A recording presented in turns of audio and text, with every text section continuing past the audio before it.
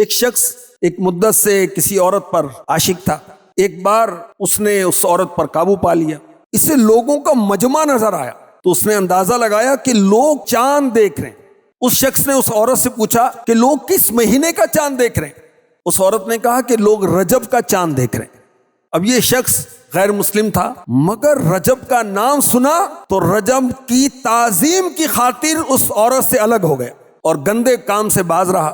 حضرت سیدنا عیسیٰ روح اللہ علی نبینا وعلیہ الصلاۃ والسلام کو حکم ہوا ہمارے فلاں بندے کی ملاقات کو جاؤ.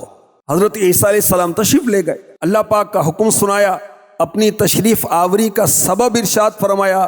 یہ سنتے ہی اس کا دل اسلام کے نور سے روشن ہو گیا، وہ مسلمان ہو گیا. رجب کی تعظیم کی، ایک غیر مسلم کو ایمان مل گیا. اب جو مسلمان رجب کی تعظیم کرے گا اسے کیا کیا انعامات ملیں گے. گناہوں سے سچی توبہ کرے کہ یار میری زندگی غفلت میں گزر رہی ہے، کیا اب بھی جماعتیں ترک کروں گا؟ نہیں، نماز پڑھوں گا، جماعت سے پڑھوں گا. رجب کی تعظیم، اب بدنگاہی نہیں کروں گا.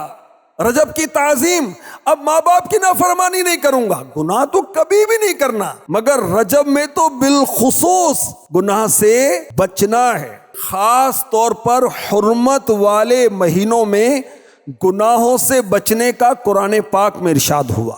فَلَا تَظْلِمُوا فِيهِنَّ أَنفُسَكُمْ، تو ان مہینوں میں اپنی جان پر ظلم نہ کرو. کیا ظلم نہ کریں؟ گناہ نہ کریں خصوصیت سے.